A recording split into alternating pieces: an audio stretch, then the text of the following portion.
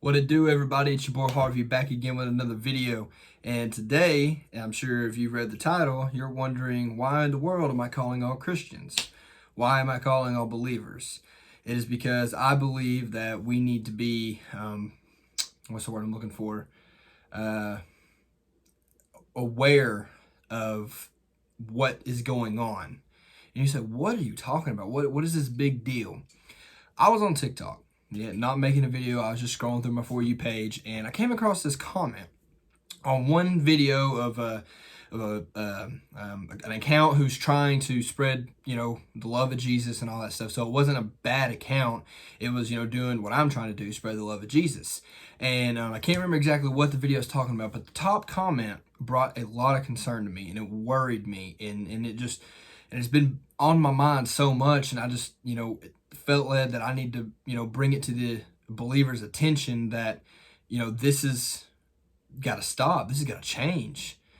And so the comment simply, and I can remember it just as plain as that, the comment simply said, I would much rather be happy here on earth and burn in hell than be sad and miserable here and be happy in heaven. And I thought to myself, my God, my God. And you say, why are you calling all Christians? Because it's up to us, okay, to show this lost and dying world just how fun and just how great it can be to serve Christ. And that it's not always sad and miserable. Sure, life is going to come at us. Sure, life is going to bring us hardships and troubles and trials. It's going to do that. Yes, of course it is. But at the end of the day, we've got joy unspeakable. We've got the Prince of Peace on our side that brings us peace when we sometimes don't even understand where it comes from, but it comes from Him. We need to do a better job of being a light for Christ instead of being such a dim light, or rather just no light at all. We are called to be examples, okay? We're called to be examples for Christ. We're supposed to show this lost and dying world that, hey, I understand you got hardships going on. Hey, I understand you got troubles bothering you. Hey, I understand that death in the family really knocked you out. Hey, I know that financial situation is really taking a toll on you, but I know a God in heaven that can do great things for you in your life. And it is such a joy to serve Him. And it's such a great joy to serve Him. And a lot of people are wondering, how can you prove you're so joyful? Am I always joyful? Absolutely not. I went through a depression. I went through, loss of a family member that bothered me. I went through this. I went through that. I went through so many things, just me personally. But at the end of the day, I can stand and say that my God was good. He was faithful and just, and He took care of me through every situation. And that brings me joy. Why? Because I know that no matter what comes my way, I've got a God in heaven that sits at the right hand of the Father that makes intercession for me because He loves me that much. The Bible even says, what greater love hath no man than this, than to lay down his life for a friend. That's what we are to Christ. We are a friend to Christ, okay? And He gave the ultimate sign, the ultimate sacrifice of love. His life wasn't taken from Him on Calvary. He laid it down freely. You say, how do you know it wasn't taken from Him? Simply because Jesus Christ Himself, the Son of the great living God, could have called all angels in heaven to come and knock every one of them out, kill every one of them, whatever the case would have been, and freed Himself off that cross. But instead, this is where the great joy comes in. This is where the great joy comes in. Listen to me, listen to me. He thought of you on that cross. He said, this is for Chase. This is for so-and-so. This is for Billy Bob. This is for John. This is for them. I have to do this so they can join me up in heaven one day. I have to do this so they can understand what true love is like. I have to do this so they can understand that even when they don't feel like nobody in this world cares about them, they can remember and read in my precious word that I died for them because I cared for them that much. And that is great joy to me, that I had at least one person who ever walked this earth that I didn't even know I didn't used to know, but now I do know, that died for me. And if it was just me, he would do it all over again. That brings me great joy. And us as Christians, we are failing. If we have people commenting stuff like that, we are failing to show just how happy God is and how joyful he can make us.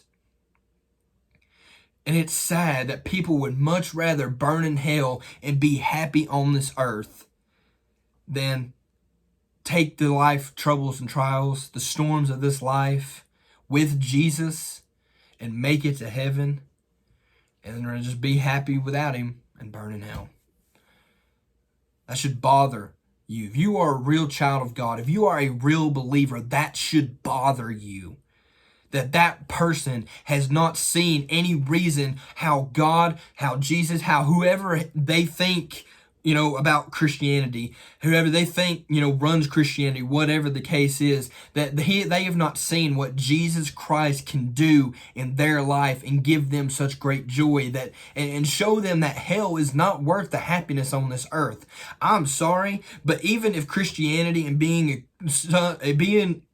get my words right. If even being a believer of Christ meant every day on this earth I would be sad and miserable, but it meant I got to inherit the kingdom of heaven, then let it be so. Because I am sorry, hell is not worth anything this world has to offer. It is not worth all the money this world can offer. It is not worth all the fame. It is not worth any type of other fortune, all the fancy cars, all the fancy houses. It is not worth going to hell over.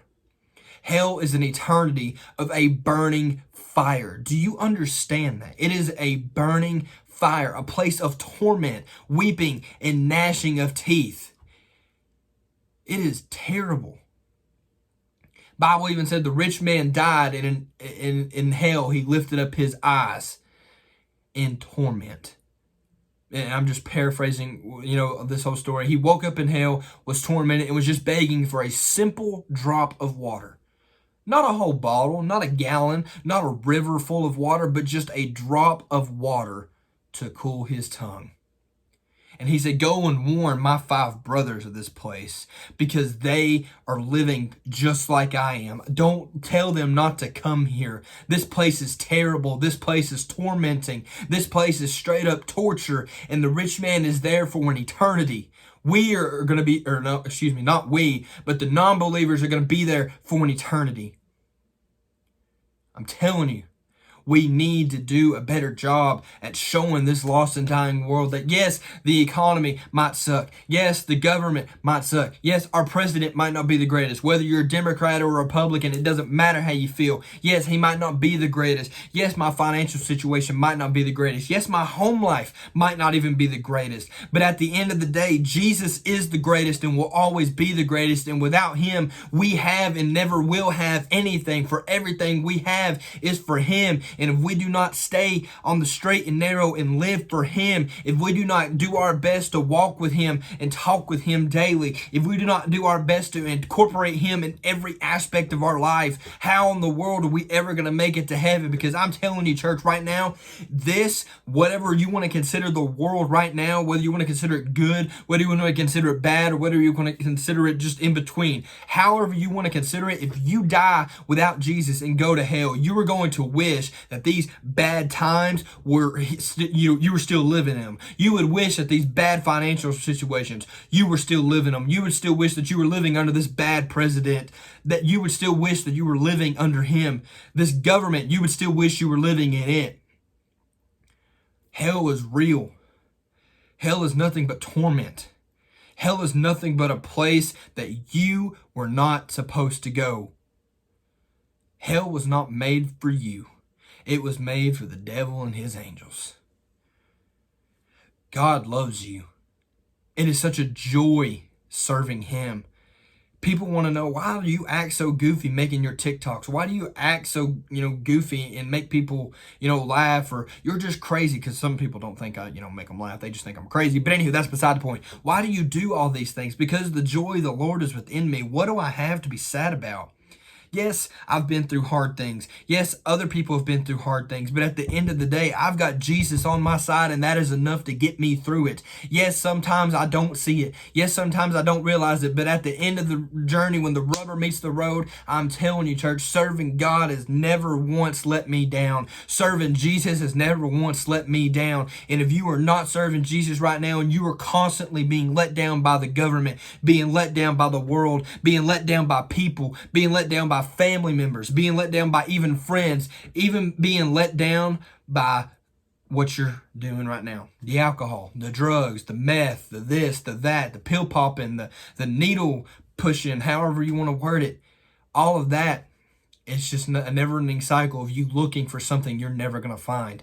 But I promise you, Jesus said if you would just try him and see that he is good. Just try and see that he's good. Just try a little bit. Go to church a time or two. And see, that's the reason, or actually don't do just a time or two. Go to a church, if you're just an unbeliever and you're just now starting out, try different churches. There's a church out there that fits you, okay? Now, if you find a perfect church, don't go to it because you're just going to mess it up. That's just the truth of it, because a perfect church don't need nothing taken or added to it. So if you find a perfect church, don't join it because you're just going to mess it up, okay? But if you find a church that believes like you do, and find one that believes in the old King James, that'll tell you that hell is real, but Jesus still saves.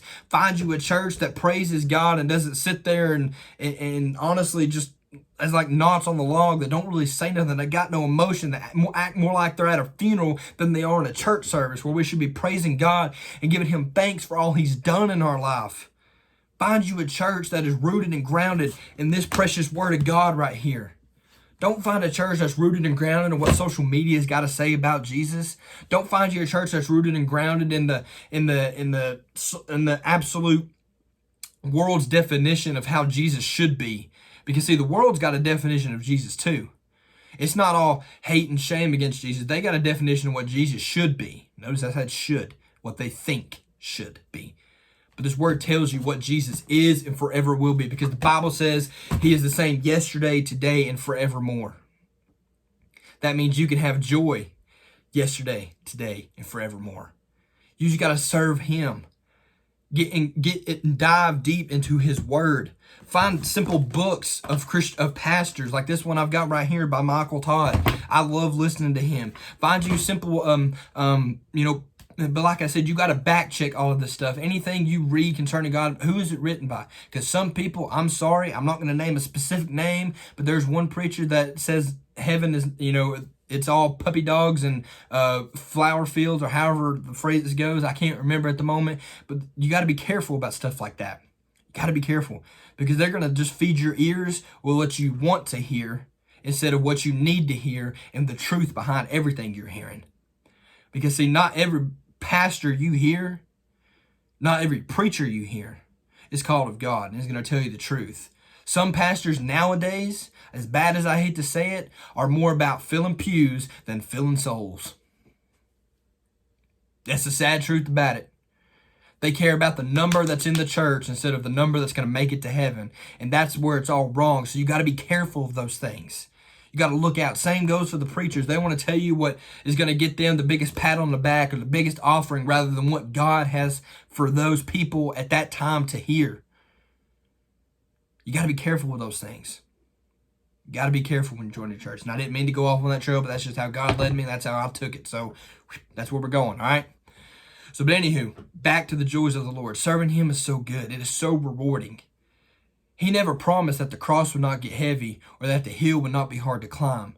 That's basically saying he never promised this life would not get heavy, this world would not weigh heavy on our shoulders, and that this climb of life would not be too hard. But at the end of the day, help would always come in time, and he would pull us out of there and give us that great joy and the peace that surpasses all understanding, the joy that surpasses all understanding, all the good that can simply just surpass all understanding. God can give it to us.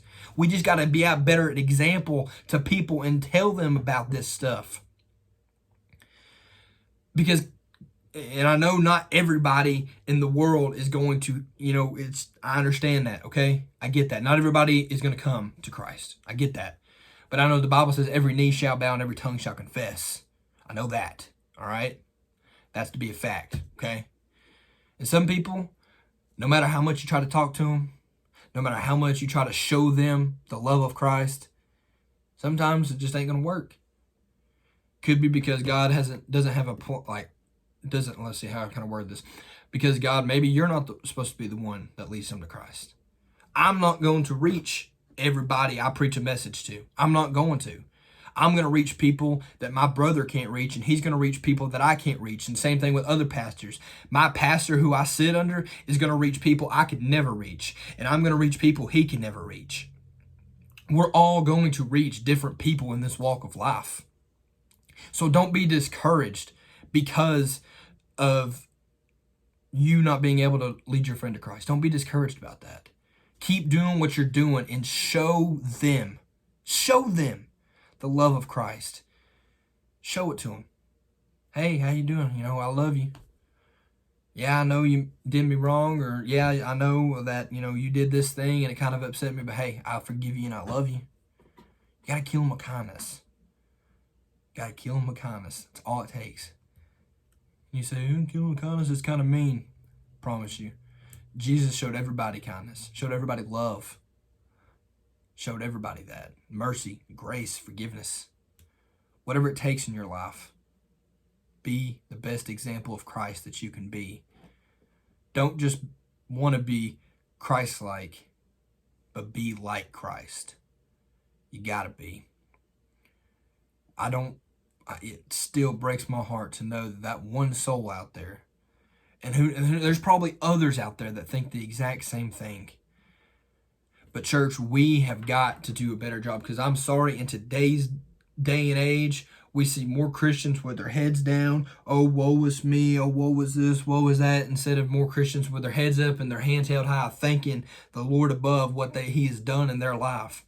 Too many are like that, and that's probably exactly why he said that comment. He's seen too many people who love Jesus, who went to church, who prayed, who praised him, who this, who that in the church. He probably seen so many of those people that proclaimed to love Christ and was going to be on their way to heaven, being sad and miserable. And he thought, I don't want that. Didn't mean to hit that hard. I don't want that. If going to heaven means I'm going to be so miserable every day of my life, I don't want that. So I'm asking you right now, what kind of example are you being? What kind of light are you giving off? Are you giving a light that isn't even a light at all? Or are you giving a light that, hey, I've seen that person go through death. I've seen that person go through almost losing their house. I've seen that person go through this and go through that, but at the end of the day, yes, the storm came. It might have beat up their boat. It might have tossed them to and fro, but at the end of the day, they looked up and still said, my God is good and he is still faithful, and I'm going to continue to serve him no matter what comes my way. That is what's going to help lead people to Christ, church. That is. Don't be the ones that, oh, well, got financial troubles, family's not doing too good, might lose my house. It just sucks. It just sucks. Who would want to live like that? Why would you want to live like that? And the sad part is, I don't want that guy to think like that, but if that's all he's seen, I honestly can't blame him for thinking like that. And you say, whoa, what are you talking about? Think about it. Do you enjoy being sad? Do you enjoy being miserable? Do you enjoy being absolutely weighed down by everything? No, you don't. Nobody does. So if he sees that Christians constantly have that on them and see no joy in them, why would he want to live like that? Why would he? Church, we got to do better. Myself included. I'm not perfect, so don't say I don't have no rocks in my pockets.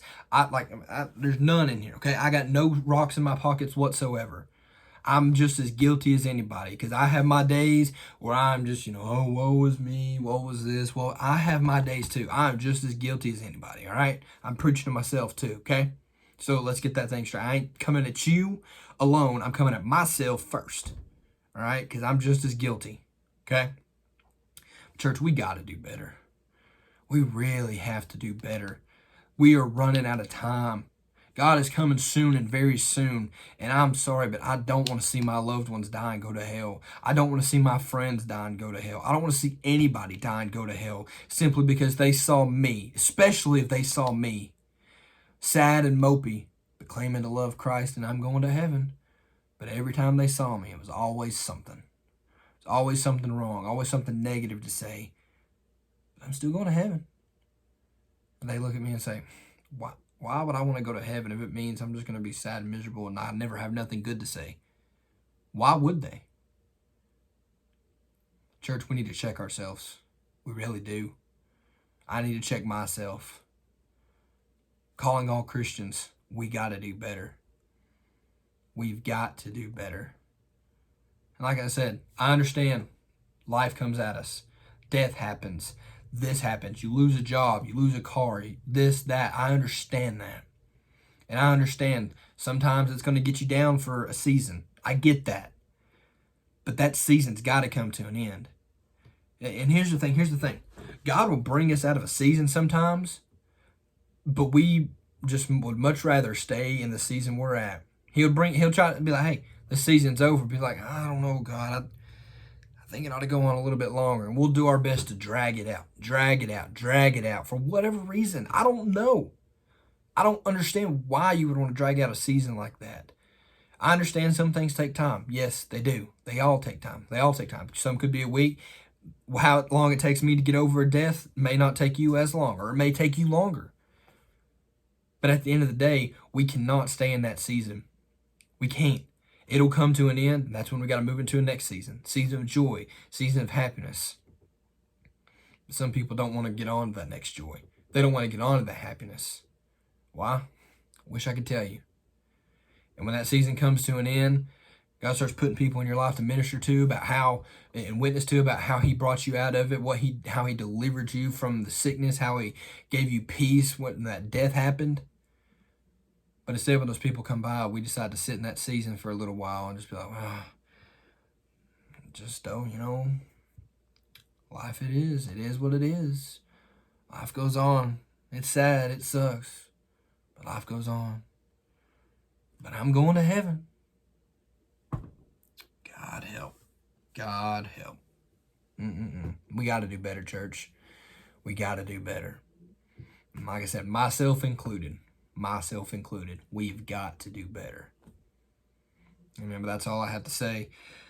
Sorry it's been a while, but no excuse for that. It's just been a while. This has been really brewing on my mind for probably, it's been about 2 weeks since I seen that comment, and I was praying, God, do you want me to mention that? Do you want me to go ahead and start the series, the Path of Favor? Do you want me to start something else? God, what do you want me to do? And all day today, when it came down to making this video, it just literally was burning on my mind, that thought, that comment. And I'm just like, man, we got to do better. So here you go. It's your challenge. My challenge. We got to do better. We need to do better. Do you want to do better for your lost loved ones who don't know Christ? Do you want them to see how joyful it is, or do you want them to think, that's miserable, why do I ever want to come to Christ? Why do I ever want to go to heaven? We got to do better. I got to do better. So with that being said, I pray that this thought never leaves you about doing better, being a better light, being a better example. I pray that this maybe wakes you up, maybe helps you realize, man, I have been kind of down in the dumps lately, and I believe God brought people in my life, and I failed. I messed up. Call them. Tell them, hey, I know I was sad and down and out, but I'm not no more, and this is what God really done for me. This is what he really done for me. Share the joys of the Lord, because it's all joyful. Serving God is not sadness all the time. Will it come? Yes, it will, because that's just what the enemy likes to throw at us. Storms of life going to come? Yes, it will. It's all going to come. But at the end of the day, God gives us the victory, and that should excite us. He gives us the victory, and that should excite everybody who hears that. It should. But anyway, I'm going to try to end it now, not get started on another sidetrack.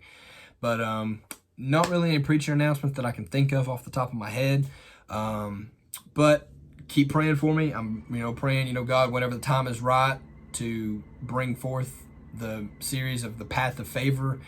Man, when God gave it to me, it was awesome. I wanted to give it to it then. Like I said, it was back in February when God really poured into me, and I thought it was going to be then, but it wasn't. Thought it was going to be March. It wasn't. I'm just trying my best to obey God as this YouTube channel goes and it grows. We've got a little bit of growth, not a whole lot since, I've kind of tapered off, and that falls back on me. But, the more you share, the more people see and hear about the goodness of Jesus Christ, the more people that might come to know him. Not because of me, not because of you, but because what God has done through us, through your sharing, through me bringing the word, and through them hearing it. It works all together. So, that being said, I love every last one of you. I'm sorry my nose has just randomly decided to itch towards the end of this, but I love every last one of you. I'm sorry if I upset you. I didn't come to throw stones. I came to uplift and encourage and maybe wake somebody from being miserable. But I pray it was a help. As always, feel free to like, share, and comment on these videos. Like I said, more things are in the work. God has blessed me, with the money to be able to do some of the stuff I mentioned forever ago about going out and asking people stuff, this, and that. Just got to be able to find the time to go into Walmart, go into these other places, and ask random questions and get the courage. Because, y'all that know me know I'm still kind of shy. I'm not as bad as I once was, but I'm still kind of in that same boat as being shy. So y'all just keep me in your prayers, because I want to make people laugh. That's my life goal, just to be a blessing and the reason people smile at the end of the day. Love to do that stuff. So yeah, and if you got any other ideas, stuff you'd like to see, maybe some Q&A type videos. Y'all submit questions and I answer them. And like I said, if I can ever get Tanner on here, because he's the only reason why me and him have never done a video. I've asked him, hey, do a video with me, and he just won't do it. So y'all aggravate him enough, y'all bug him enough, maybe he'll come around and finally do a video with me. What it is, I don't know. Could be a football challenge, since we both love football. Could be a question about, him and his life, getting to know him better. Whatever y'all want to see, I would be more than happy to do. The problem is, y'all just got to get him to be able to do it. So Tanner, this is a challenge for you. Do a video with me if you're watching this. But anywho, I love all y'all. Thank y'all so much for watching. Please feel free to like and share, and turn those post notifications on for my channel so you'll know when your boy Harvey posts another video. Love all y'all. God bless.